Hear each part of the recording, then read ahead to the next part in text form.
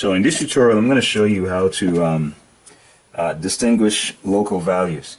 So that means, for example, if you're drawing a yellow banana next to a green banana, right, you have to make the green banana decisively darker. It has to have a deeper value than the yellow banana, right? So that means you have to treat them differently in terms of their overall value, right? And this applies to just about anything. If you're drawing something that's blue and yellow, or so on, right? So it's not so much about the color, really, as it is about the values, the local value of the thing, all right? If you see a green banana and a yellow banana in a black and white photograph, you're still able to tell them apart. Well, you should be able to, all right? And that's because they have a deeper value. So I'm just going to outline this sort of cylindrical shape I have here. And of course, the same thing would apply for if it's a sphere, a ball, you know, a spherical shape or form, or a block form. It's the same principle, all right? But I'm pretty much going to use the same pen, okay? Because I could easily switch the points to have a larger size tip for each part, you know, and that would easily show the difference. But the thing is that the quality of the lines would be different in each. So then I would be suggesting not only that one is darker than the other, but I would also be suggesting something about the texture of the material or nature of the material itself. I don't want to do that. I just want to show that it's the same material, so I have to be consistent with my lines throughout, but it's just that one would be decisively darker than the other. All right? So I'm just, as I said, like with the other tutorials, I'm just going to separate areas of light and shadow. So this is in light, this is in shadow, all right? And I'm pretty much going to apply the same principle, but you'll see how I distinguish the areas. All right, so let's get into it.